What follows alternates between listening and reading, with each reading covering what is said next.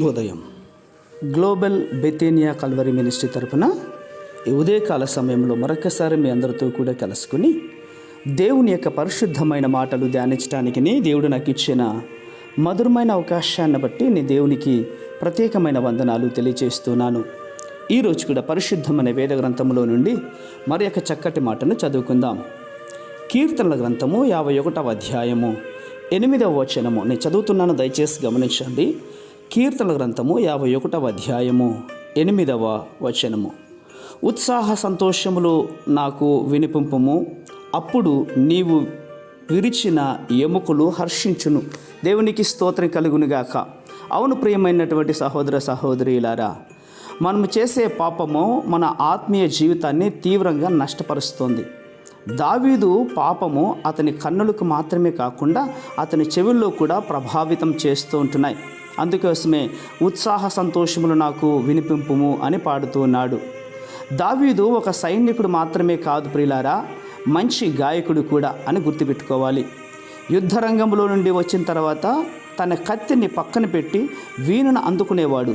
కీర్తనలు పాడి దేవుని స్తుతిగానం చేసేవాడు. స్తుతిగానం చేస్తూ దేవుని మందిరంలో పాడే బృందానికి కూడా ఆయన వినిపించేవాడు. దావీదు యొక్క చెవులు పరలోకపు యొక్క సంగీతానికి వినడానికి కూడా సిద్ధపడేవేంటి. అవును, దావీదు దుఃఖాన్ని విచారించేవాడు కూడా. బృందగానం ఆపివేసిబడినప్పుడు తాను ఉత్సాహంగా పాడి వినిపించేవాడు.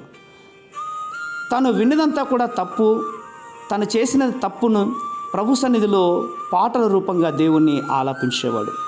ఇలాంటి రోజులు మనకు కూడా మన అంతరంగంలో యథార్థత లేనట్లయితే కనుక బాహ్యంగా కూడా యథార్థంగా ఉండలేం ప్రియులారా. మంచి చెడుగా, చెడుని నీచంగా మారుతుంది తెలుసా. కాబట్టి దావీదు హిమము కంటే నేను తెల్లగా ఉండునట్లు నీవు నన్ను పాపాన్ని కడుగు అని ప్రార్థించాడు కూడా. తనను హిస్సోపుతో కడుగమని ప్రార్థించాడు.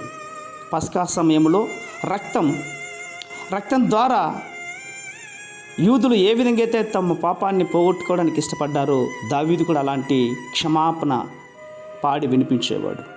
మన పాపమునకు మనం ఒప్పుకుంటే గనక ఆయన కుమారుడైనట్టు యేసుక్రీస్తు యొక్క ప్రతి పాపిని తన రక్తం చేత కడిగి శుద్ధీకరించేసి వారికి విముక్తి కలిగిస్తాడన్న విషయంలో ఎటువంటి సందేహం లేదు. కాబట్టి మీ చెవులు కూడా ఉత్సాహ సంతోషాన్ని వినలేకపోయినట్లయితే కనుక ఈరోజే, ఇప్పుడు ఈ క్షణమే మన పాపములను ఒప్పుకొని ఉత్సాహగానములు చేయించు దేవుని సన్నిధికి వద్దాం.